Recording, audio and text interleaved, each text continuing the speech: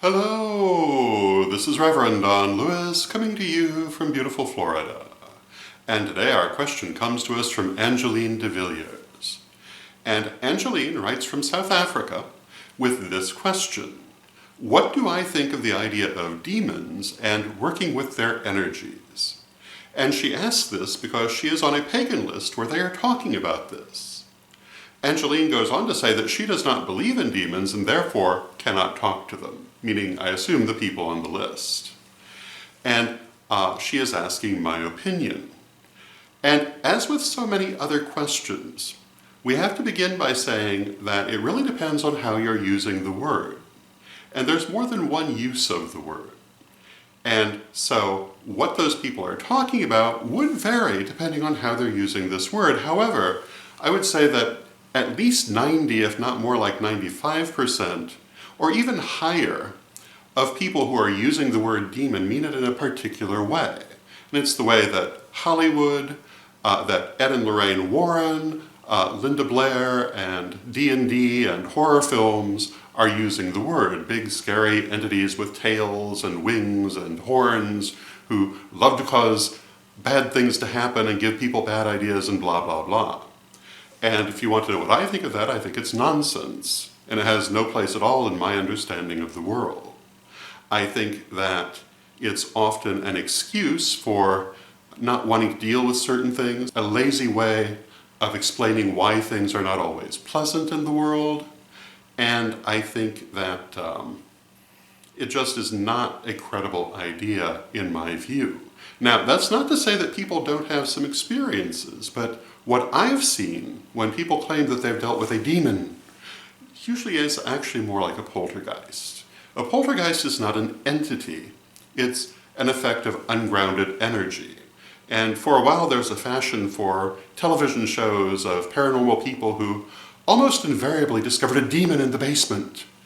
And when you looked at what it was a poltergeist. All they really needed to do was ground the energy, but they invariably handled it in far more dramatic ways that were totally unnecessary and rather silly. So no, I don't credit that at all. Now, having said that, I will say that there are two other ways that we can look at this. The first is that the term demon actually comes from the Greek language, and in antiquity, it referred to any kind of spirit, good, bad, or indifferent. And if the people that you're talking to are using it in that Greek sense of the word, well, that's a whole different conversation. This is how the term would have been used in the Hellenistic period, where magic was very, very popular, and many aspects of Western magic come down from that period. And many of the oldest writings about magic that are still in common use come from the Hellenic or Hellenistic era, and may use that term in that way. And I've heard it suggested that the early grimoires are still using the term in that way, and that when they use that term, you should understand it as a spirit, not a evil spirit or a bad spirit, just a spirit. So if that's how the term is being used, again, it's a totally different conversation. However, usually when people use the term in that Greek sense, they spell it D-A-E-M-O-N or D-A-I-M-O-N, which is closer to the Greek spelling. And they make a differentiation based on that spelling so that it's clear that they're talking in the Greek sense. And even then, I'm not sure I think it's a good idea because it confuses people and muddies the water. I think it'd be better to translate the word and just say spirit if spirit is what you mean. But that's a different branch of metaphysics than mine, and they will choose the words they wish. So if that's how you're using the term demon to mean a spirit of any kind, well, my general attitude towards spirits would be my answer to that. But I don't think that's how the people on Angeline's list are using the term, and I don't think that's what's being asked. But I do mention it because that is a way in which you might encounter this term as having a very different meaning from what most people would use the English word to mean. And lastly, I made the comment recently that I did not really understand what Christians meant by demon because the word was so elastic it seemed to mean anything they didn't like. And I received a very interesting interpretation of this from a former Christian who pointed to the idea of personification. If you've gone through our degree lessons, you'll know that in second degree we talk about personifying wounds, fears, behaviors in order to heal them. And in this technique, you take an abstract concept, imagine it as a person or other recognizable image, and deal with it that way.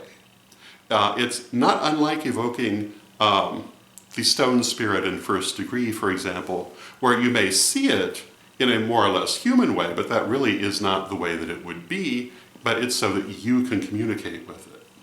And that what Christians are actually doing with this word is that they're personifying those things that they fear in order to deal with them better.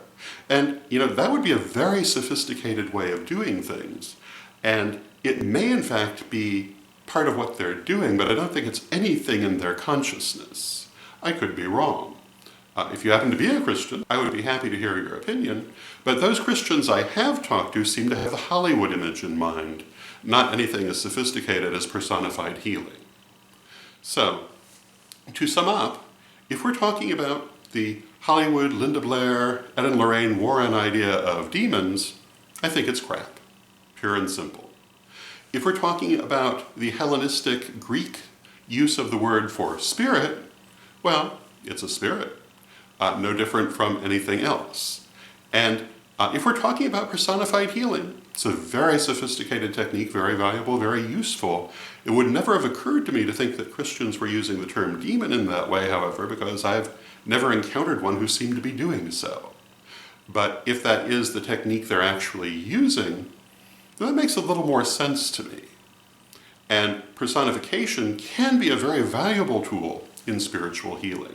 I think overall, however, what the Christian churches have done is use the concept of whatever they mean by demon as a way of scaring people and making it very dark and frightening in order to drive them into their churches and basically to fill their coffers with money. And I think that that's pretty much the cynical way I would look at it. I highly doubt that your average televangelist has any kind of real belief in this. I think they're using it as a tool to, again, frighten people in order to fleece them financially. That's rather blunt, but that's what I think it ultimately comes down to. And when we're talking about actual metaphysics, I think that we need to look at things in a more sophisticated way. So those would be my thoughts on the matter. I hope you find them helpful, and until next time, may you blessed be.